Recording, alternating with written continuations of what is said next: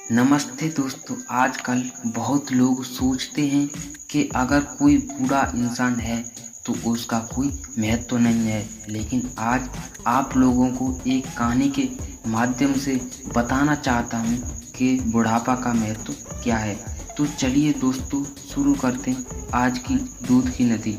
एक बार की बात है, एक लड़का था जिसका नाम रवि था और वो एक शहर में नौकरी करता। उसके साथ एक लड़की भी काम करती थी जिसका नाम कोमल था।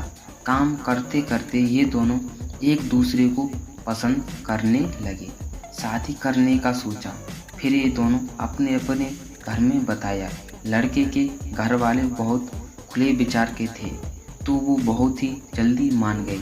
और जब लड़के के घर वाले लड़की के घर गए लड़की का हाथ मांगने के लिए, तो कोमल के पिता ने एक शर्त रख दिया जो सबको शर्त मान ली।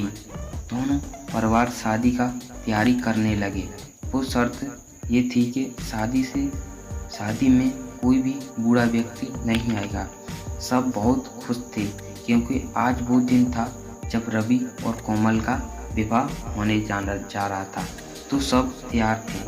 अब बारात निकलने वाली थी कि तभी रवि के नाना ने जिद लगा दी कि वो भी शादी में जाएंगे। सब लोगों ने मनाया किया, लेकिन वो अपनी जिद में ही रहे। उन्होंने कहा, मुझे कार की खिड़की में डाल लो जाओ, लेकिन मैं जाऊंगा। फिर सब लोगों को उनकी बात माननी पड़ी और उन्हें कार की डिक्की में डाल दिया गया और बारात निकल पड़ी। सब नाचते गाते जा रहे थे। कोमल के घर में थोड़ी दूर से एक नदी थी जिसे पार करने के बाद एक पहाड़ था। उसके बाद कोमल का घर। जब बारात पुल पार करने वाली थी, उन्होंने देखा कि लड़की के मामा वहां खड़े हैं। बारात रुक गई। रवि के दोस्तों ने कोमल के मामा से पूछा, क्या हुआ, आप यहाँ क्यों खड़े हो? कोमल के मामा ने कहा कि मैं यहाँ बस तुम लोगों को यह बताने के लिए हूँ कि अगर तुम लोग यह शादी करना है तो हम लोगों की एक और शर्त है।